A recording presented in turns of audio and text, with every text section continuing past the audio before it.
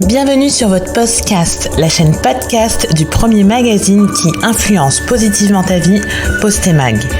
Actu, débat, témoignages, psycho, lifestyle, voyage, santé. Installe-toi confortablement, prends un thé, c'est ton moment. Rejoins cette fabuleuse communauté et abonne-toi pour ne manquer aucun épisode.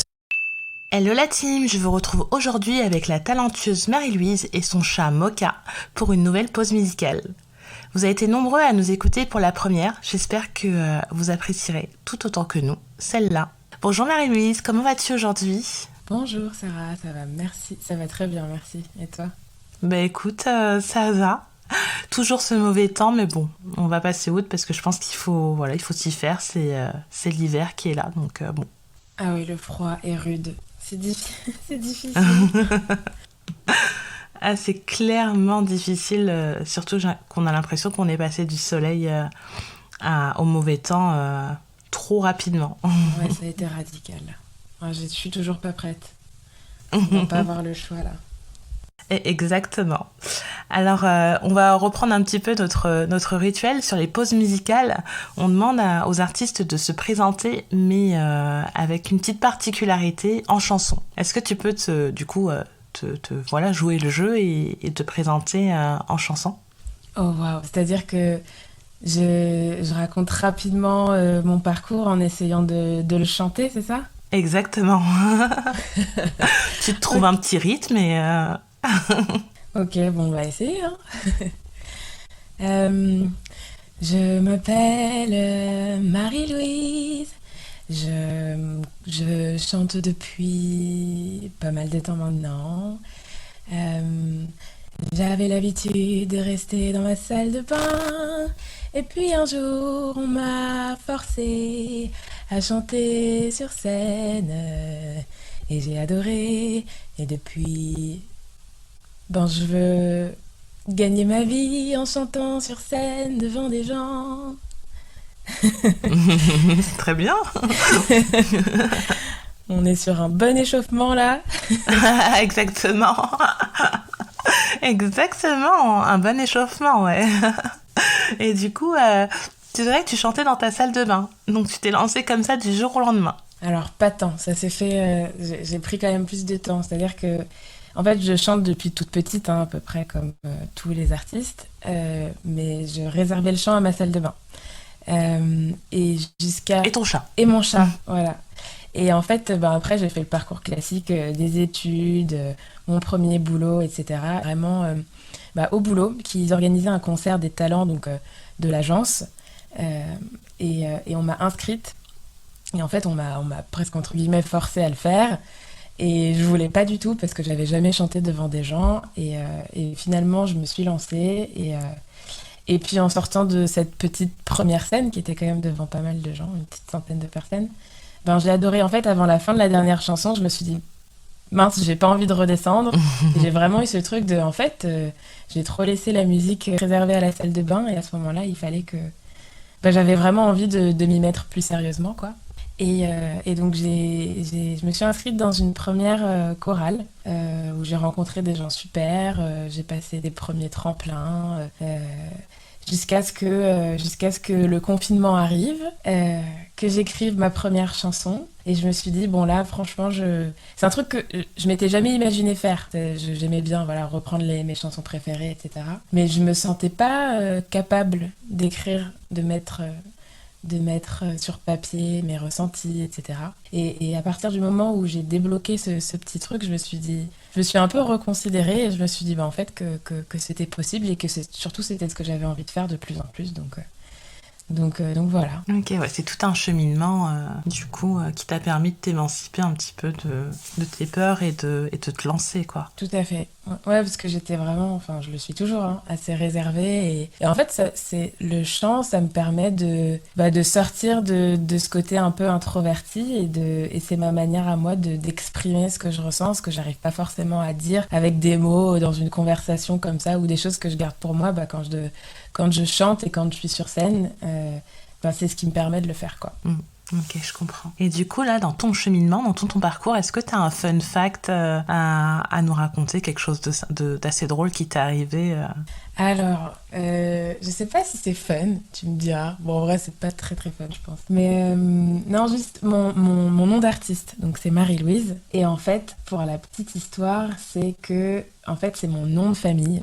Euh, et en fait, si j'ai décidé de le prendre comme nom d'artiste, c'est parce que enfin, depuis l'école, hein, on a souvent tendance à m'appeler par mon nom de famille plutôt que mon prénom, vu que c'est un prénom. Et donc, je me suis dit, pour que les gens arrêtent, entre guillemets, de se tromper, au moins quand ils m'appelleront Marie-Louise, là, je me retournerai en sachant qu'on m'appelle voilà, par mon nom d'artiste et qu'il n'y a pas d'erreur, en fait. Donc, voilà. Si, ça va, c'est un fun fact. C'est mignon Voilà. en plus. Voilà. Ça me fait penser, moi quand j'étais, c'était lycée déjà. Enfin, soit collège, soit lycée, bon, peu importe. On avait un prof de sport qui nous appelait tout le temps par nos noms de famille. Donc c'était le truc. Alors moi je détestais ça, mais c'est son truc. C'est-à-dire qu'on n'avait plus de prénom, on était des noms de famille. Et donc ouais, ça me fait penser à ça. C'est vrai que se faire appeler par son nom de famille, je pense que les premières fois ça doit surprendre. Après, t'as pris l'habitude, mais Oui, il fallait pas que tu sois qui est toi, ton frère ou ta sœur, peu importe, ou tes parents en même temps, parce que si on t'appelle par ton nom de famille. oui, voilà, c'est ça.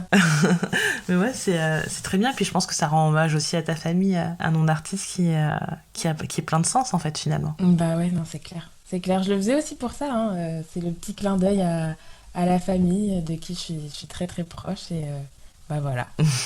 Est-ce qu'aujourd'hui tu penses que t'as défini ton style musical? Alors c'est en cours, là je suis en pleine recherche un peu expérimentale de direction artistique musicale. Après là je commence à savoir exactement où est-ce que je veux aller et en fait, c'est pas tant un style à proprement parler, mais plus un mélange d'influences. En fait, je veux vraiment que dans ma musique, on puisse ressentir des influences soul, R&B, un petit peu caribéennes. Et en fait, depuis mes années école de commerce aussi, j'ai beaucoup écouté de l'électro et c'est un truc que j'aimerais bien retrouver. Et donc, en fait, c'est pour ça que je fais ce travail avec mes amis beatmakers parce qu'il y a plusieurs influences et on essaie de trouver le juste milieu pour que ça sonne pas, que ce soit pas une cacophonie et que ça ait de la cohérence en fait. Donc voilà, donc si on devait mettre quand même une étiquette ou un nom sur mon style, je dirais un néo R&B et néo soul. C'est vraiment parce que dans le néo, tu peux te permettre de mettre toutes ces différentes influences. Quoi. C'est joliment dit, ouais, exactement. Et tu trouves, est-ce que là aujourd'hui tu penses que c'est quand même assez compliqué de toucher dans le mille quand tu dis tu passes du temps avec tes amis beatmakers, vous êtes en pleine construction d'instru, c'est quoi votre cheminement là pour l'instant? Ouais, c'est ça. En fait, on s'enferme en studio et puis je viens quand même souvent avec des références musicales d'artistes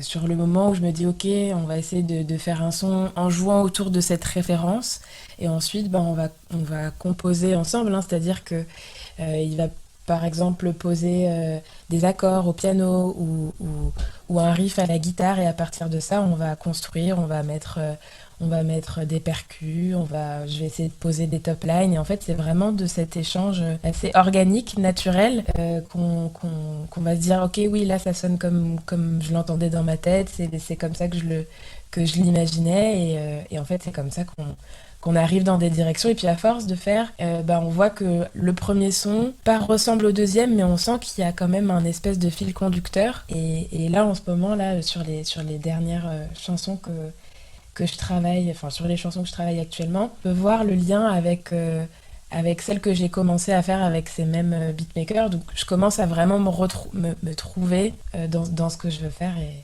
et voilà, j'ai hâte de présenter ce que je fais bientôt là. Ouais, t'as une espèce de fil rouge finalement et t'arrives à retrouver ton univers musical. Et ce qui fera que quand on va entendre une musique, on va dire ah ça c'est Marie-Louise et pas une autre. Ouais, c'est ce que je recherche. En tout cas, j'espère que ça le fera. Oui, on l'espère tous. Alors, sur les réseaux sociaux, notamment sur Instagram, puisque tu as Instagram, sur ton compte où tu parles de ta musique aussi notamment, tu affiches le Rainbow Flag. Est-ce que pour toi, c'est un moyen de militer pour les droits LGBTQIA+. Alors, c'est pas tant pour moi une manière de militer que simplement une manière de me présenter en fait. Et en fait, la chose à laquelle je veux vraiment ne pas déroger, c'est l'authenticité. C'est me présenter. Enfin, voilà, souvent on dit, quand t'es artiste, t'as un peu ton image d'artiste qui est plus ou moins proche de qui tu es vraiment. Et moi, ce que j'aimerais garder, c'est qui je suis et montrer aux gens qui je suis sans artifice en fait. Et donc, en plus, le Rainbow Flag, je l'ai mis il n'y a pas si longtemps que ça, parce que j'ai fait tout ce travail d'acceptation, etc. Et donc, c'est vraiment, voilà, c'est moi, vous me connaissez, pour moi, c'est quand même, c'est quelque chose quand même d'intime que d'afficher son orientation sexuelle, mais c'est vraiment pour dire voilà, prenez-moi tel que je suis. Et puis par exemple, il y a des personnes qui ne sont pas forcément en accord avec ça. Ben c'est pas forcément des personnes que je veux accueillir, enfin que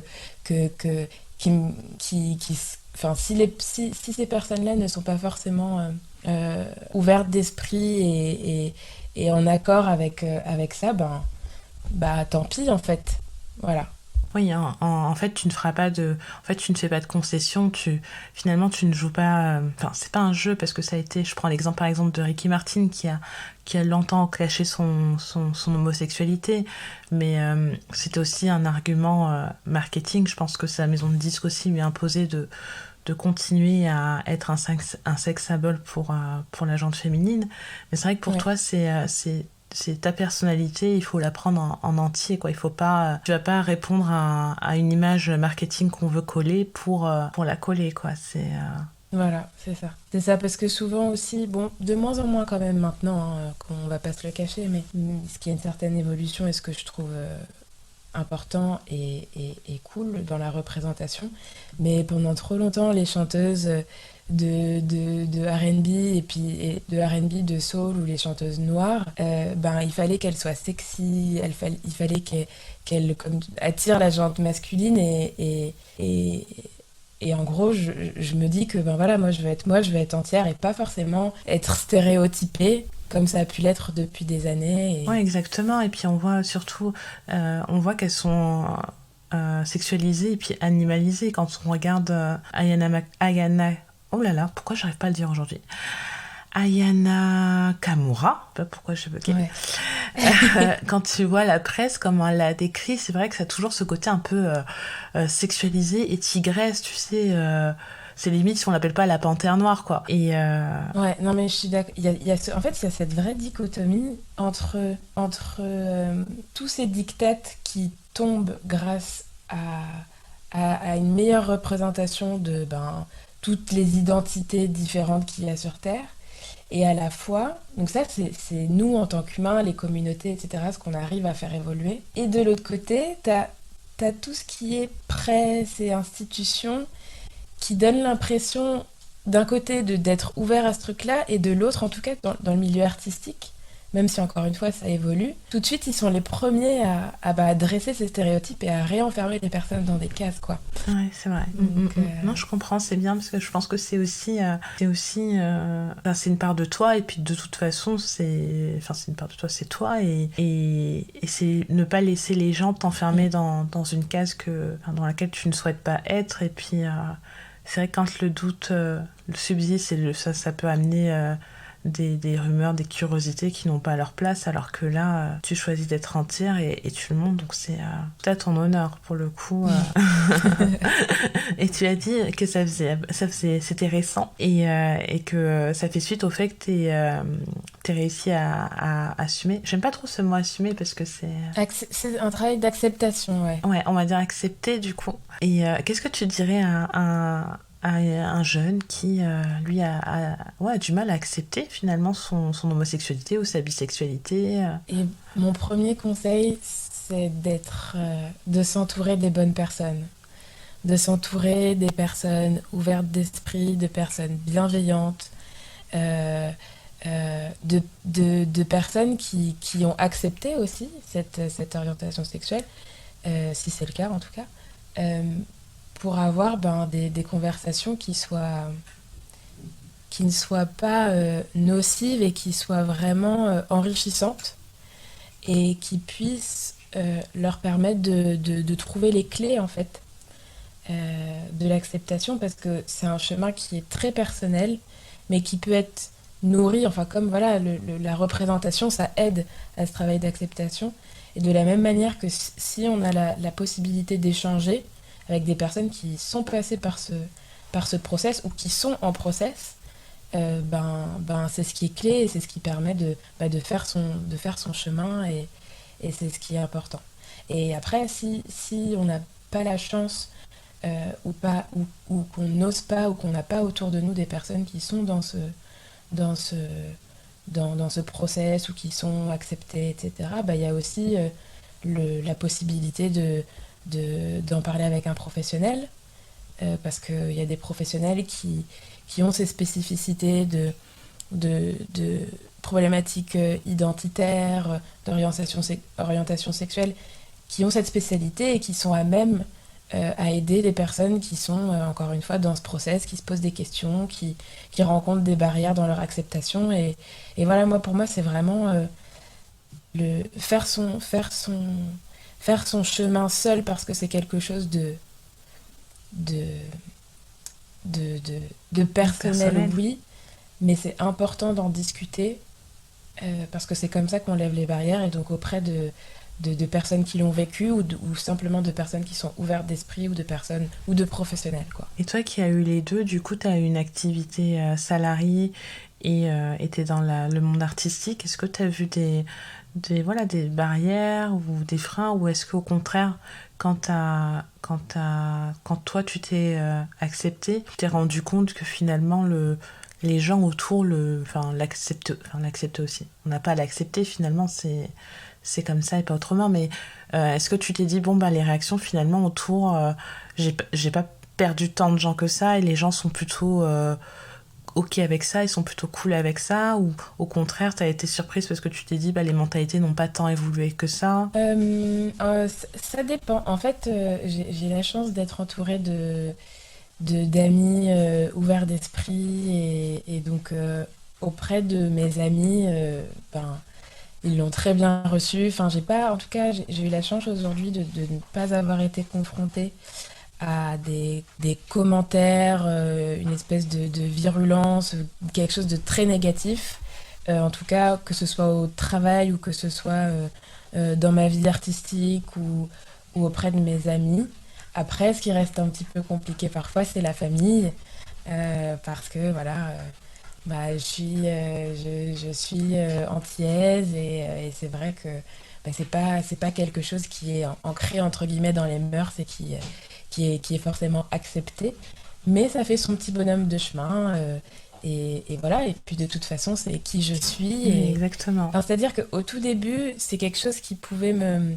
En fait, c'était mon plus gros blocage, c'était la famille. J'avais peur par rapport à la famille et par rapport à la relation que j'entretiens avec elle, qui m'est chère, etc. Et à partir du moment où je me suis dit, en fait, c'est juste moi, quoi. Il y avait presque, je vais pas dire plus rien qui ne pouvait me toucher, mais en tout cas pas au même niveau. Donc voilà.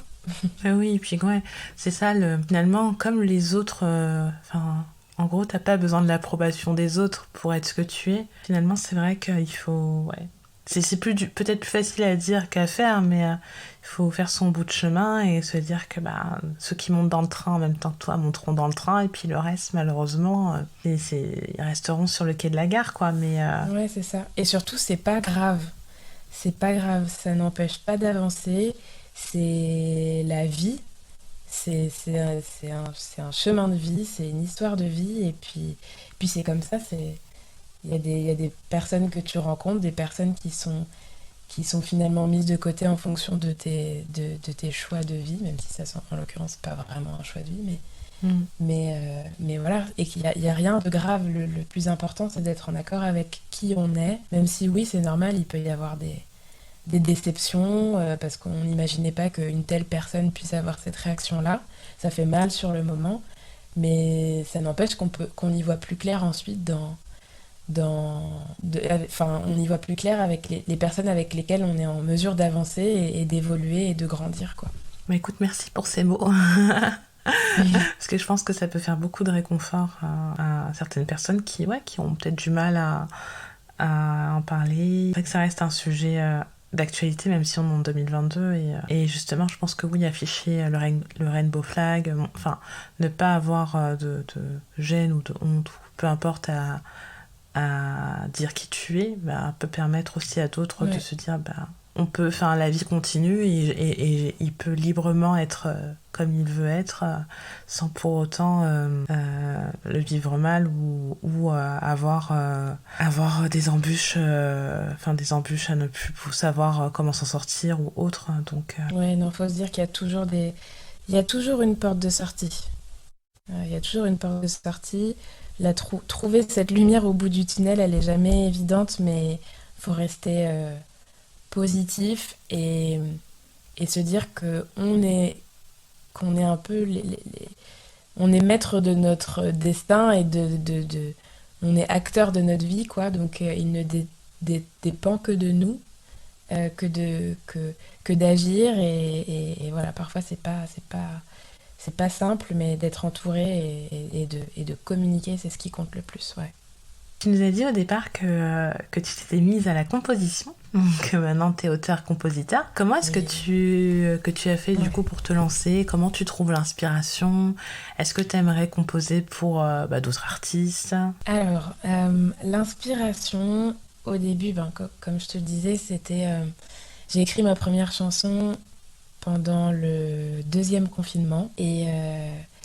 Et voilà, comme beaucoup, ça a été... Enfin, c'est ce premier confinement, puis ensuite le deuxième. Enfin bref, l'année 2020, elle a été particulièrement difficile, que ce soit sur le plan professionnel que sur le plan personnel.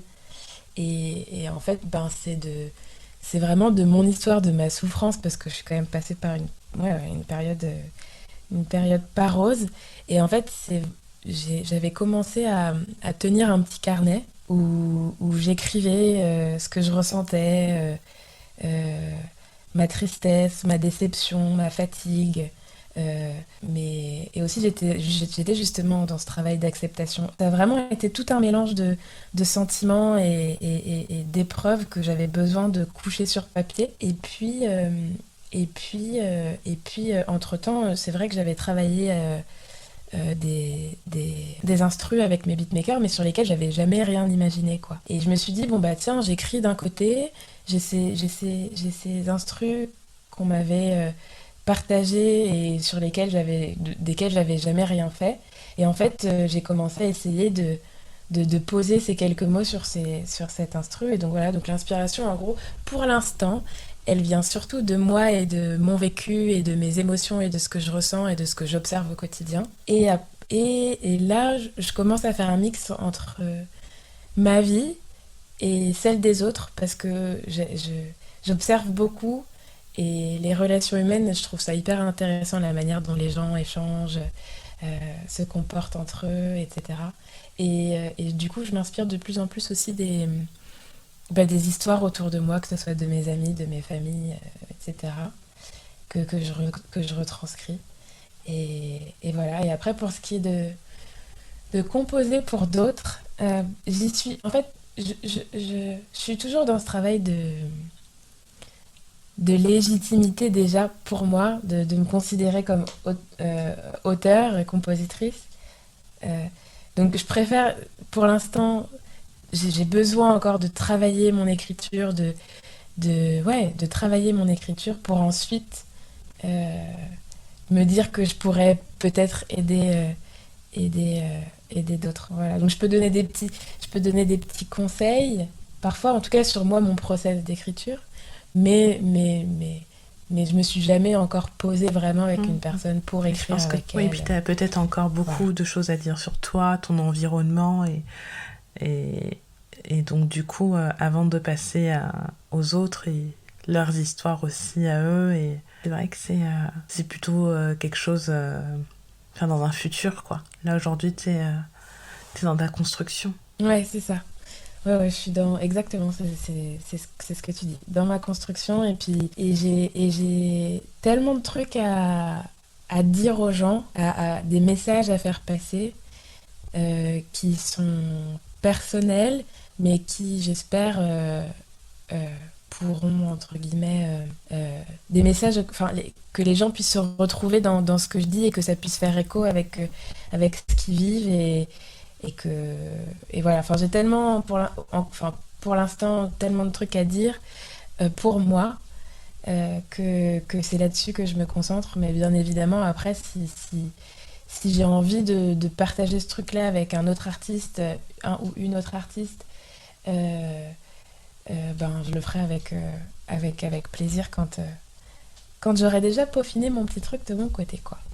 Du coup, est-ce que tu pourrais nous interpréter, du coup, en live à cappella, un couplet, un refrain de l'une de tes chansons, voire de la première? Je suis curieuse d'entendre la première, d'ailleurs. Ouais, alors ce sera pas la première, c'est la deuxième. Parce que la première, j'ai jamais été vraiment jusqu'au bout parce que bah, c'était la première et c'est toujours un peu, on va dire, bancal. Mais la deuxième, et en l'occurrence, la deuxième, elle me tient particulièrement à cœur parce que, ben, elle relate mon expérience homosexuelle. C'est aussi une chanson que j'ai coécrite et co-composée avec une amie aujourd'hui qui s'appelle Hamza. Et voilà, donc c'est vraiment la chanson qui aujourd'hui me tient le plus à cœur. Ok, bah, honoré que tu nous chantes celle-là, alors. Ça y est, tu peux y aller. Comme sortie d'un long sommeil, une aura qui s'éveille, tel un rayon de soleil. C'est ce qu'on disait de moi quand j'étais avec toi. Mais je ne réalisais pas. À présent c'est fini. Sous la pression j'ai fléchi.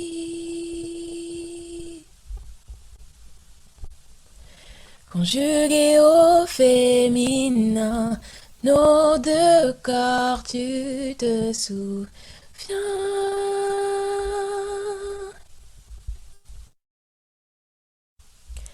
Quand j'étais dans tes bras, quand c'était toi et moi, j'étais convaincue que la foule nous pointerait du doigt. J'ai loupé les occasions qu'on puisse aimer à l'unisson. Je suis toujours ton premier choix. Sois honnête, dis-moi, car tu l'es pour moi. Merci beaucoup. En tout cas, je pense que tu n'as pas à douter de tes talents de compositeur. C'est vraiment bien écrit et on comprend très bien ce que tu veux dire. Je pense que tu n'as pas à douter. Et bon, tu me l'as dit en off. Après, peut-être que voilà, tu rentreras un peu moins dans les détails, mais du coup, puisque la chanson reprend un thème abordé, notamment ton orientation sexuelle, est-ce que tu peux voilà, nous en dire rapidement de quoi il en est sur ce titre-là, parce qu'il est particulier quand même. Ouais, donc c'est ma première histoire d'amour et ma première histoire d'amour avec une femme qui m'a beaucoup marquée. Et en fait, ce que je raconte là, c'est le fait que ben, j'ai mis un terme à la relation parce que je ne m'acceptais pas. Euh, et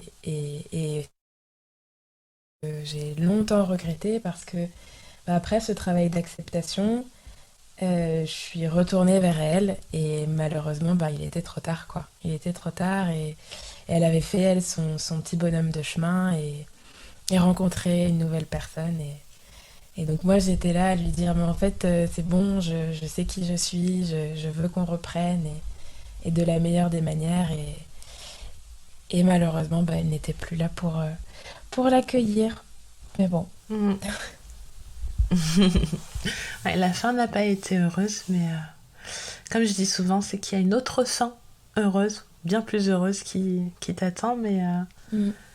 Bon, en mais tout ouais. Je pense que beaucoup vont se reconnaître aussi dans cette chanson. ben, j'espère. En tout cas, j'ai eu la chance de la présenter à un événement, la Vibes, la grande Vibes. Et, euh, et je crois que je pouvais pas avoir meilleure réception de cette chanson parce que il y a trois ou quatre personnes qui sont venues me voir et qui m'ont confié à quel point cette chanson les avait touchées parce qu'elle se retrouvait dans mes mots et voilà, je peux même pas décrire le sentiment que j'ai eu quand j'ai eu ces commentaires-là parce que c'est vraiment au-delà de l'histoire que je racontais, c'était aussi le- la volonté derrière cette chanson, c'était que certaines personnes se reconnaissent et voilà quoi. Non, trop cool. Mm, Bon, mm, en tout mm. cas, l'avantage c'est que voilà, cette histoire d'amour un peu malheureuse pour moi aura quand même donné naissance à cette chanson qui me tient beaucoup à cœur. Mm, Donc mm, c'est mm. Et c'est fou parce que je trouve que même les paroles, d'un couple homosexuel, on peut se retrouver sur un couple mixte. Enfin, un couple, voilà, où il y a une différence qui fait que finalement, il y en a un des deux qui a du mal ouais, à accepter la relation et c'est pour ça qu'elle parle beaucoup. Et ouais, je pense qu'on est beaucoup à se dire, ah, j'ai été Marie-Louise à un moment donné dans ma vie où je me suis dit, oui, bah, j'assume pas. Ça peut être aussi avec quelqu'un de plus oui, c'est âgé vrai, ou c'est vrai. c'est. On a toutes été, ouais, cette Marie-Louise de l'époque qui, ouais, qui était pas prête à assumer, Ouais. finalement. Tu nous as parlé de la Vibes. Qu'est-ce que tu as pensé de cette expérience, de cette scène de... Ben, c'était vraiment top. C'était vraiment top parce qu'en fait, la Vibes, c'est un concours de chant auquel j'ai participé bah, au cours de l'année 2020. Euh, et donc j'ai passé des auditions, j'ai rencontré, j'ai chanté deux chansons devant un jury hyper bienveillant. J'ai rencontré des artistes bah, super sympas, super talentueux, avec lesquels bah, certains j'ai gardé contact, hein. Mhm. Et puis cet événement s'est terminé avec un grand événement, un grand spectacle qui mettait à l'honneur les talents qui avaient participé au concours notamment.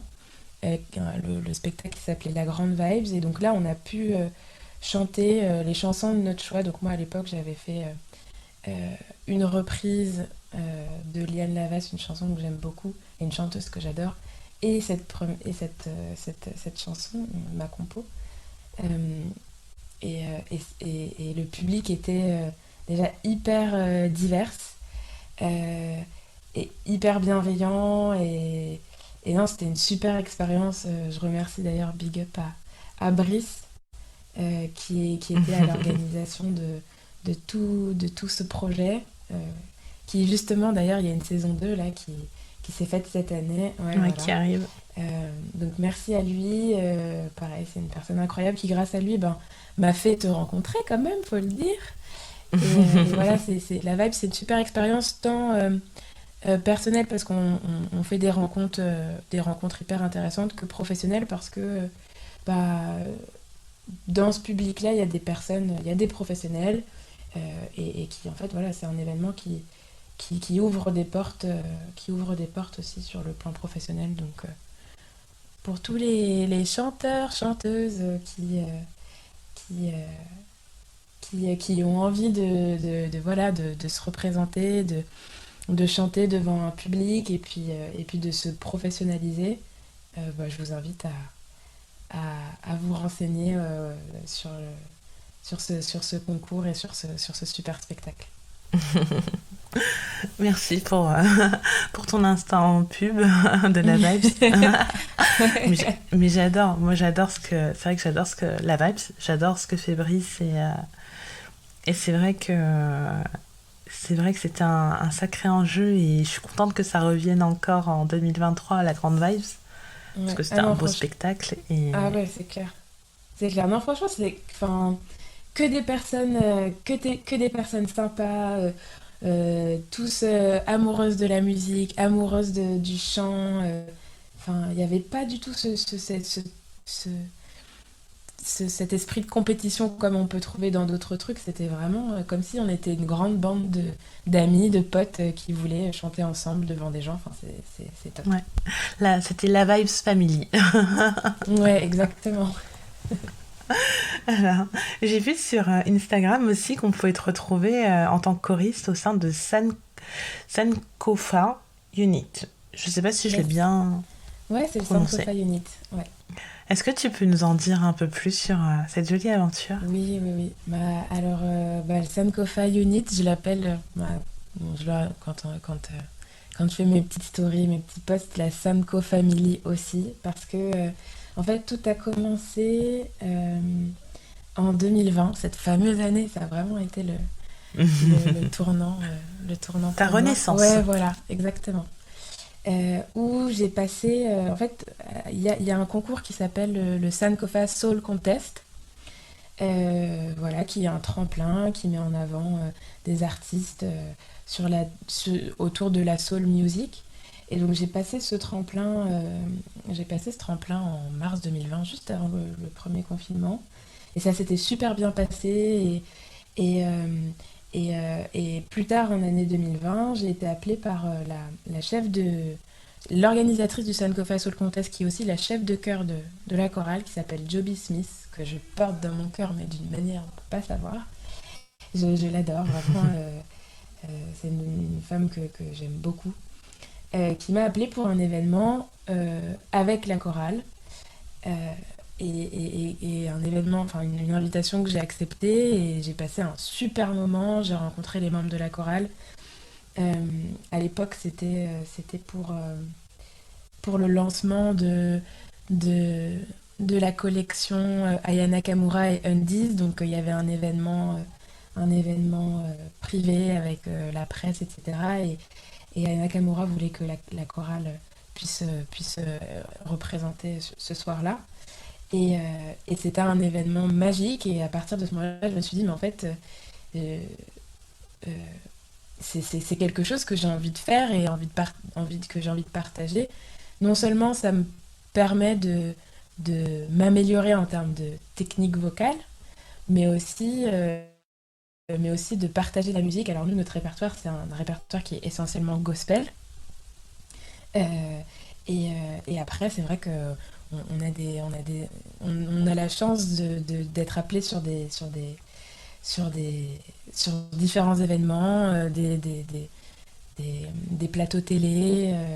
On accompagne sur The Voice, sur l'émission Les 300 Chœurs, on fait des événements privés, des prestats de gospel, des prestats aussi où on reprend des titres actuels, soul, pop, R&B. Et non, c'est une super aventure, encore une fois, des rencontres incroyables autour de l'amour de la musique, quoi. Et d'ailleurs, j'en profite pour faire une petite pause, une petite réclame. Enfin, non, pas réclame, une petite com. Le Sankofa, la chorale, du coup, on se produit au New Morning le 29 décembre. Donc voilà, si ça intéresse les auditeurs d'aller nous voir et de partager cette ambiance gospel au New Morning, qui est une super salle en plus, bah voilà, on sera ravis de, de vous raconter notre histoire et de partager notre joie, notre amour pour le gospel et la musique. Et c'est une chorale de combien? Vous êtes à peu près combien? Alors, on est nombreux, on est une quarantaine à peu près.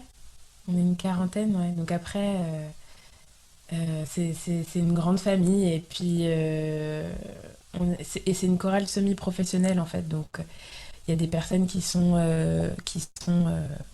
intermittents du spectacle, hein, donc enfin, professionnels de musique, d'autres qui ont leur activité professionnelle à côté et qui sont dans la chorale par amour du gospel et qui est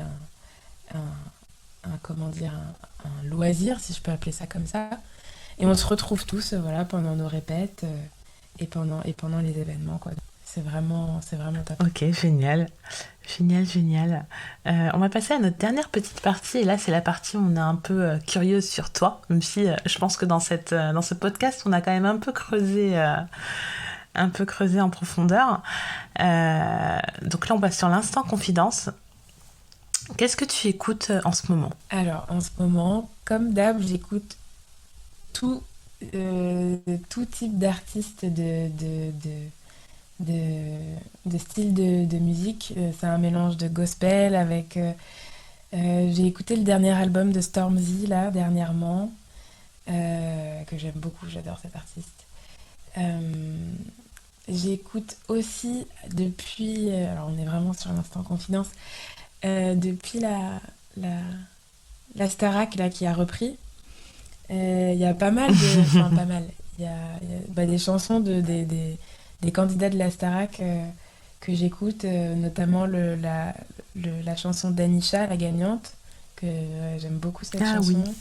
oui. J'ai découvert aussi une version de Laissez-moi danser de Dalida, mais version Isia, Isia et... mince, j'ai oublié son nom. Le trompettiste Ibrahim Malouf, voilà. Et j'adore cette nouvelle version. Ah, Enfin, en fait, j'adore la... ah mais je Ah vais ouais, ouais, écouter, je te tu vois. conseille. En fait, j'adore la variété française aussi, d'où mon envie d'écrire et de travailler les mots. Et donc voilà, donc c'est un mix de variété française, de gospel, de, de, d'inspiration britannique. Voilà, il y a plein de trucs. Et là, enfin, l'album qui t'a le plus marqué, mais depuis toujours, genre, l'album référence pour toi. Alors, je vais plutôt aller sur un truc récent, mais pas si récent, il a quand même peut-être 4 ans, cet album, mais qui m'a marqué, parce qu'il a fait partie un peu de ce virage que j'ai commencé à prendre vers la musique, et c'est celui de Georgia Smith, Lost and Found. Euh, et en fait, il n'y a pas une chanson qui ne m'a pas parlé. Et, et non seulement, bon bah voilà, Georgia, elle a enfin, sa voix, sa signature vocale, mais aussi ses textes, quoi. Enfin, je... C'est un album dont je ne peux pas me lasser, vraiment. Genre, je suis obligée de me l'écouter parfois, et c'est vraiment l'album que je vais écouter du premier son au dernier, dans l'ordre. Ouais, parce que souvent, on a des Enfin, chansons voilà. qu'on aime un peu moins et tout, et là, c'est tout l'album que tu te passes sans en manquer une miette. Ah ouais, non, là, vraiment, il y en a... Ah ouais, c'est clair. C'est clair. Que je chante à tue-tête aussi, désolée. Mais... Et du coup, est-ce que c'est avec elle que tu souhaites faire un duo ou il y a un autre artiste que tu as en tête? Si demain on te dit tu peux faire un Oh, duo avec qui il y en tu a... veux. Il y en a plein, en vrai. S'il en fallait Si qu'un. on parle d'artistes... Oh là là, si on fallait qu'un... Je peux en donner... Non, je suis Allez, entre deux. deux. Un Ouais, français et allez. un international. Alors, une artiste internationale, ce serait Mahalia, qui est britannique, parce que en fait, j'aime beaucoup la musique qui vient du Royaume-Uni, parce que justement, ils arrivent à faire ressentir ces différentes C'est vrai. influences. Euh, avec bah, tout... Enfin, il y a toute la Caraïbe anglo-saxonne, la musique anglo-saxonne par excellence avec la grime, etc. Il y a vraiment un- une musique, c'est une musique un peu cosmopolite et qui m'inspire beaucoup. Et Mahalia, en plus de venir du Royaume-Uni, elle a une personnalité incroyable et c'est vraiment son talent d'écriture, le fait son authenticité, parce que je suis allée la voir plein de fois sur scène, que ce soit à Londres ou que ce soit à Paris. Et la ligne directrice, c'est elle ne déroge pas de qui elle est. C'est-à-dire que la personne que tu vois sur scène, ou que tu vois dans les magazines, c'est la même enfin, elle a pas d'image d'artiste, quoi. Mm. C'est la même. T'as Ça envie m'est... d'être ça. T'as envie que ce soit ouais, sa meilleure amie. Euh, donc voilà, Mahalia pour l'Inter. Et pour la France, ben, je dirais une Iseult. Une Iseult parce que ben, elle a tout ce que j'aime chez les artistes français et de variété française. C'est l'écriture, dire les choses de manière très simple, mais avec des tournures de phrases hyper percutantes, euh, des, voilà, des phrases qui nous touchent droit au cœur. Et puis sa qualité d'interprète, enfin, moi, il n'y a pas. Enfin, c'est, elle me touche, les larmes coulent à partir du moment où elle ouvre la bouche et voilà, sa signature vocale, son timbre particulier, il y a tout. Et puis voilà aussi le fait que, que- qu'elle n'a pas froid aux yeux, qu'elle n'a pas peur de dire les choses et que, et qu'elle s'assume et voilà, elle C'est fait du vrai. bien. Ouais, ouais, ouais. C'est vrai qu'Isolde, elle a ce don d'arriver avec son univers, d'imposer son univers, sa voix, ses textes. C'est toujours agréable à entendre. Ouais. C'est vrai qu'elle a ce petit plus quand même. Moi j'aime bien aussi Isolde. C'est vrai. Alors en parlant du coup ouais, d'Isolde et puis sa prestance aussi, parce qu'elle a une prestance sur scène, est-ce que toi t'as un petit rituel avant de monter sur scène? Alors j'ai pas de rituel à la Nadal qui remet son caleçon, etc. Enfin, en tout cas, c'est plus, c'est plus en préparation de concert et oui, un peu avant de monter sur scène, mais je suis très fan, enfin je crois beaucoup au pouvoir des pierres. Euh, et donc j'ai toute une armada, même mes amis se moquent un peu de moi là-dessus parfois. Mais j'ai mes petites pierres qui ont leurs vertus particulières que je connais et en fonction de mon mood du jour ou d'avant de rentrer sur scène, si je suis plutôt fatiguée et que j'ai besoin d'une pierre qui va me réénergiser ou si je sens que ma voix, je sais pas, j'ai été malade la veille et que ma voix n'est pas au meilleur de sa forme, bah, je vais choisir la pierre qui va bien avec mon mood bah, pour voilà, juste avant de rentrer sur scène, quoi. Donc c'est ouais, c'est les petites pierres. Voilà, c'est les petites pierres et leurs vertus. Exact. Est-ce que tu as des projets à venir et qu'est-ce qu'on pourrait voilà, te souhaiter pour la suite? Et ben, me souhaiter bah, de continuer sur ma lancée parce que là, je suis vraiment sur une pente ascendante. Et mes projets, c'est 2023 s'annonce être une grosse année musicale. C'est très très cool. Là, je suis en train de, bah, avec tout mon travail de direction artistique, musicale, etc. euh, j'ai de plus en plus de chansons qui me ressemblent et qui sont prêtes à sortir. Et donc là, en fait, 2023, je vais enfin pouvoir bah, vous partager ma musique et voilà, j'espère le faire de la meilleure manière qui soit. Donc là, les projets, c'est des premiers singles et avec espoir d'un EP en fin d'année prochaine. Mais déjà des premiers singles en 2023. Ouais, donc du coup, il faut qu'on te suive sur Instagram pour Oui, ne pas manquer cette actu. tout à fait. Ouais, ouais, ouais, sur Insta. Exact, ok. T'as YouTube ou autre réseau? Alors, pas encore. Pas encore, pas encore. Enfin, si, j'ai ma petite chaîne YouTube, mais sur laquelle j'ai pas posté pour l'instant. Mais ça ne saurait tarder. Donc, pour l'instant, Insta, Marie-Louise, voilà, c'est Marie.Louise, mais un petit V à la place du A dans Marie-Louise. Et, et si vous êtes plugué sur Marie-Louise, vous aurez les infos pour vous diriger sur les autres plateformes ensuite. Ok. Est-ce que t'as un dernier mot? Là, c'est la minute où tu peux dire ce que tu veux. C'est ton moment, finalement. Et ben, mon dernier mot, ce serait merci. Merci bah, à toi déjà, Sarah, pour l'invitation. Merci ben, à ceux qui me suivent depuis un moment iront peut-être jusqu'à cette interview, jusqu'à cette interview, ce podcast jusqu'au bout, qui me suivent alors qu'il n'y a pas forcément de concrétisation avec de son sur les plateformes, qui me suivent et qui interagissent avec moi sur les réseaux. Merci à ces personnes-là. Merci à Brice qui m'a permis qu'on rentre en relation.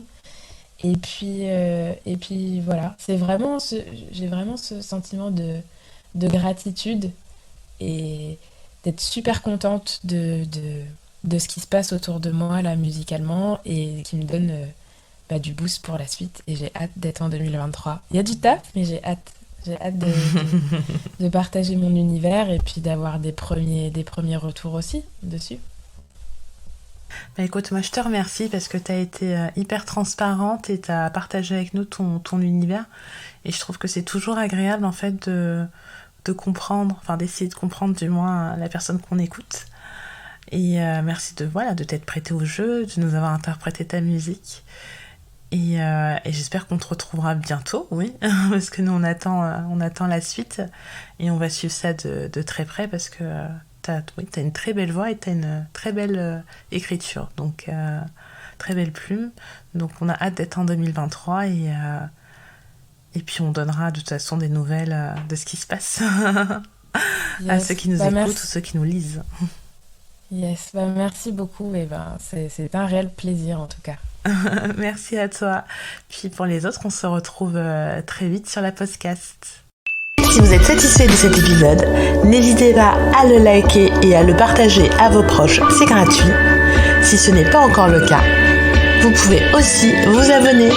On se retrouve très vite sur la Pause Cast, la chaîne podcast de votre mag préféré.